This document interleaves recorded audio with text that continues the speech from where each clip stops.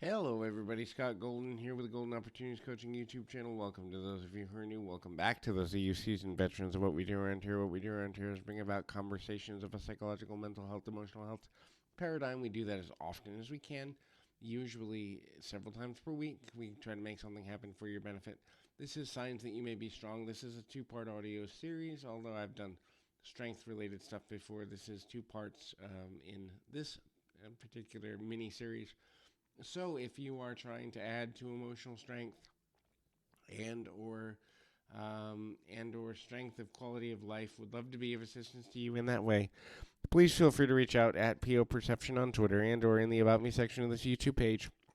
Either one will give you a concept of connecting with me or a member of my team. We can move on from there. So there are many things you can look at there. So the first thing to look at is the ability to express all emotions without allowing emotions to dominate who you are as a person and or your personal space and or value. And so knowing that all emotions are experiences, all emotions are opportunities of expression. They are not the definition of your identity. They are not meant to be something that you ultimately are determining yourself by and or being in a good way within completely. And knowing how to do that is an important part of making smart decisions for your future and beginning to do whatever is necessary and knowing how to kind of connect in a deeper level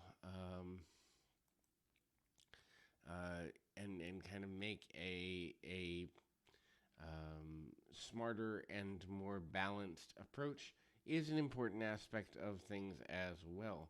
The next thing to look at is handling money well. Look, planning ahead can be difficult, especially when people are using financial wherewithal and or the ability to do things financially as a way to kill their pain emotionally speaking. However, smart money management is a sign of being balanced and living a balanced and intelligent life. Can you do it all the time?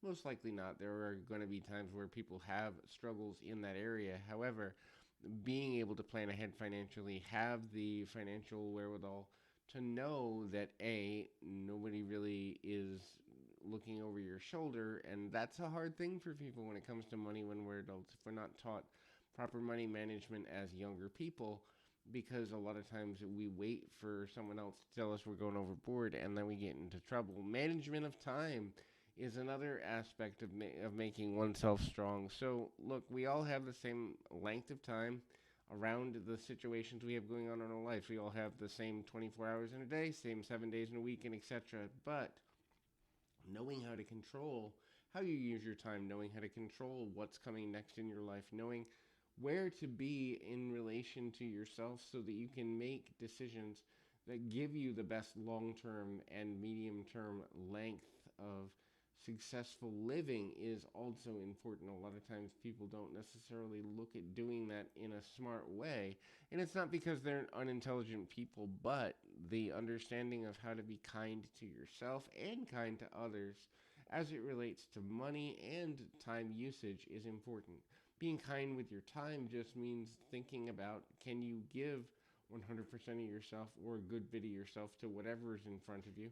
Being kind with your money means having a backup plan if something is not going according to your desired plan, but also being kind to the idea that sometimes you need the ability to give to others, sometimes you need the ability to give to yourself, sometimes you need the ability to know what it is, where it is, and how it is that we're moving forward in a good level and kind of moving forward in a manner that leads you in a direction that's going to lead to emotional and personal resolution. Knowing how to do that, understanding the need to do that is also a huge factor in making decisions that are going to have the level of impact and influence that you would like for them to have going forward for your own future.